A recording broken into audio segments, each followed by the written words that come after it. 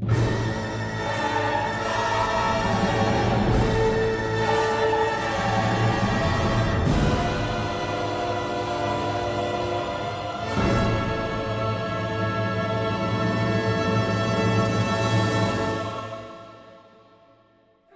Hearts is a franchise near and dear to my heart. It was the franchise that got me into gaming all those years ago. I was very much into Disney when I was a kid, so seeing that box art for the first time with Donald and Goofy had me very curious. It also had these characters that looked very out of place. At the time, I didn't know what Final Fantasy was, nor was I familiar with games as a whole. I mean, I was like 4 years old at the time, so I guess it kind of makes sense. But when thinking about it now, Kingdom Hearts is a game franchise that sounds absurd on paper. Mixing Disney characters together with the harsh world of Final Fantasy characters just sounds off. But it worked out phenomenally, both as a game and as a product. What was once just a series with 3 games at the time of me playing, one of which I didn't even know existed, it now has 10 games, not including re-releases or remasters. There's also one coming out this year. This video will be about the re-released version of the first game, Kingdom Hearts Final Mix. This version of the game adds and changes a few things from the original game. Recoloring of Heartless, new weapons, new bosses,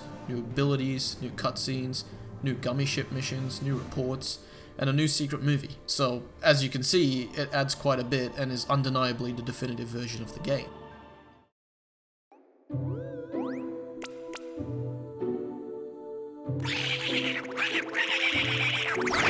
The writing in this game is fairly simple, but still very entertaining. The game follows a boy named Sora through his journey to many worlds in search of his friends. He and his friends were separated from their home, named Destiny Islands. This happens after being attacked by monsters called Heartless. Sora gains the ability to use a weapon called a Keyblade, a weapon that can defeat said Heartless, and he is apparently known as the Chosen One. We all know how that turned out. Anyways, after he was separated, he ran into Donald and Goofy, who's looking for the Keyblade Master to take back to their king, King Mickey. With them, they travel to many Disney worlds and original worlds as well, looking for his friends and King Mickey. This is a very nice setup, as it's simple and gives the characters motive for their actions. The main characters, Sora, Donald, and Goofy, are well written. Sora is a kind and sometimes sassy kid. He rushes into action before thinking, and is only after the well-being of his friends.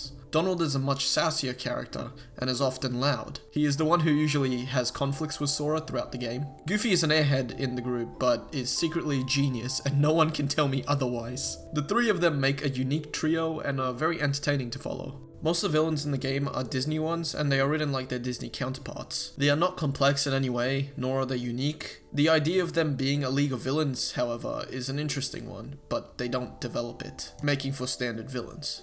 However, the true villain of the game is a very interesting character and makes up for the other villains. Although he doesn't get much screen time, the reason why his character is so successful in my eyes is because he is a mystery. The other characters like Riku and Kairi don't get much screen time either, but work well in the game as an end goal. The Disney and Final Fantasy characters are great and make decisions that their original counterparts would make. This makes it so the writing isn't jarring if you've experienced the original form of the characters. As for the overall writing of the Disney worlds, they're like their own self-contained short stories that later link up at the end of the game. Most of them are well written and provide fun dialogue. I have a problem with a few Disney worlds writing like Olympus and Wonderland. These two were very bare bones in terms of story and didn't have much to offer compared to other worlds. Olympus does have a nice tournament arc of sorts because you get to go through these little tournaments like the Hades Cup and all that stuff, and you battle through Heartless, and when you defeat all of them, you win prizes, and I think that was pretty cool. Overall, the writing of this game is great. It doesn't try to be anything overly dark for no reason, nor does it try to be in your face with its deeper message.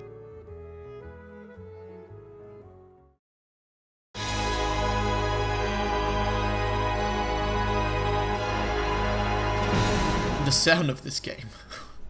The sound of this game is amazing.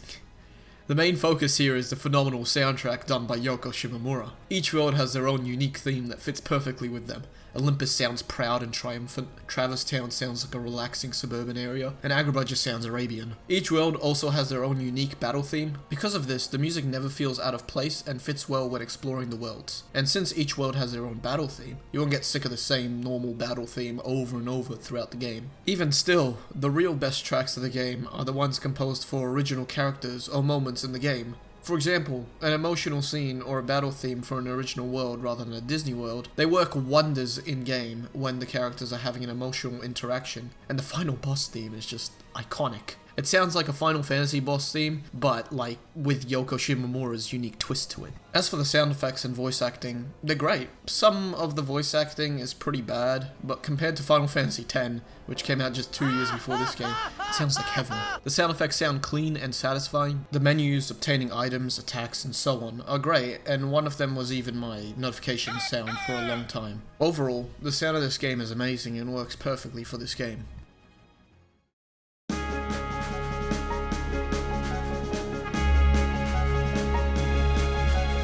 For a game that came out in 2002, this game looks amazing. Even with its remastered version, it looks very nice. Some parts of it look a bit aged, but that is the price to pay for 3D games. The worlds look great and interesting. The Disney worlds feeling similar to their movie counterparts is really nice. This makes it feel like you're actually exploring the world inside the movie. As for characters, the new original ones like Sora, Riku, and Kari look great. Since they were drawn by Tetsuya Nomura, they look like PS1 era Final Fantasy characters, but a bit cartoonish. The same can be said about the new designs for the Final Fantasy characters. They look a bit more on the cartoonish side, but look great regardless. The menus, buttons, and overall style of the game looks nice and flows smoothly. It isn't groundbreaking or anything, but it looks nice and works well. That's what counts. Overall, the graphics are great and is pleasing to the eye.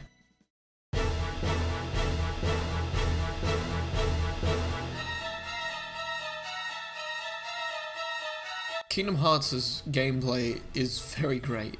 The platforming is a bit dodgy sometimes, but other than that, almost everything else is amazing. The combat is smooth, fast-paced, and responsive. In the game you have one weapon that can deal melee damage by itself, but can also use magic spells like fire, for example. This makes it so combos are more interesting than a 1-2-3. The best part is the abilities and combo modifiers though. You can use ability points to gain new abilities like dodge roll or being able to see enemies' health bar. Obviously, you gain more as you progress through the game and as you level up. This makes the combat deeper as you go along and gives you much more to work with. There are also other options you get to use throughout combat, such as summons. With summons, you lose your 2 party members for a short amount of time, but in return you gain the help of a Disney character. For example, Tinkerbell heals you while you fight. This adds a nice level of depth to the game and helps you out if you are struggling with a fight. As for the difficulty progression of this game, it's very well balanced. If you use the tools given to you well, you do well. If not, then you do shit. This is how every game should be in my opinion. There's also a minigame kind of thing called Gummy Ship missions. The Gummy Ship is what the player uses to travel from world to world. It's pretty cool. Here's the problem. The Gummy Ship missions are very boring. Very slow-paced space shooters that are mandatory a lot of the time to get to other worlds. I remember I would just spam the X button and stare blankly at my screen because I just could not be bothered with it. And, I mean, I would win regardless. Other than that, the game also offers other things like synthesizing, which allows you to make new items, accessories, and even weapons. I'd say my biggest problem with the combat would be the camera. It's a bit too close and causes some problems when fighting. Overall, the gameplay is amazing and an absolute blast to experiment with.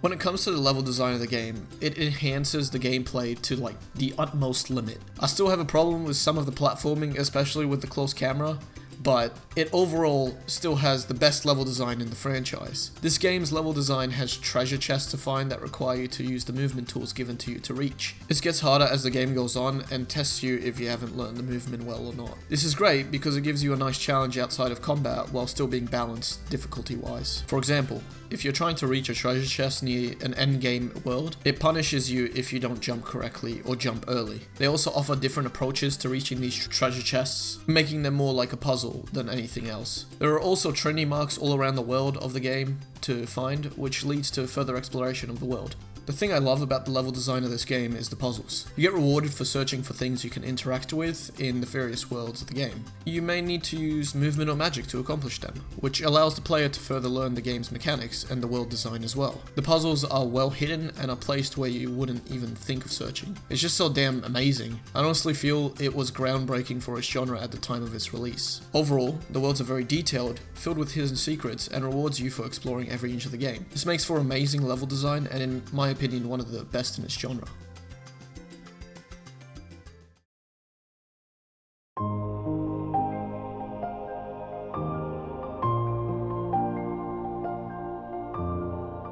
Kingdom Hearts Final Mix is a very special action RPG. It has the right amount of challenge, a lovable cast of characters, fun gameplay, and an amazing soundtrack to boot. The writing of the game is simple yet effective, making it fun to go through, and is intriguing as well. Most of the villains are unfortunately basic, however, making some of them uninteresting to interact with. Sora is a great main character though, and an absolute blast to play as. The game's sound design is amazing, offering one of the most memorable soundtracks to date, and great sound effects as well. The graphics of the game still hold up well to this day, but can sometimes show their age. And the best part is the gameplay and level design. Gameplay is fluid, smooth, and fast-paced, making for a really fun hack and slash. It also offers many abilities and magic to tweak for a custom build of Sora. This makes it so the combat doesn't become stale. The level design is absolutely fantastic and should be a prime example of how level design should be in action RPGs. It offers many puzzles, tests your abilities, and rewards you for exploring the worlds of the game.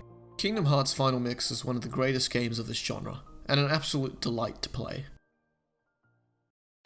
Thank you for watching. My Twitter and Twitch are in the description below as always. I also now have a Patreon page that you can support me and my future content with. You will get access to my videos 24 hours before they go up, as well as snippets of them. You can also decide what game franchise or game I should review next. Have a good one, and stay safe.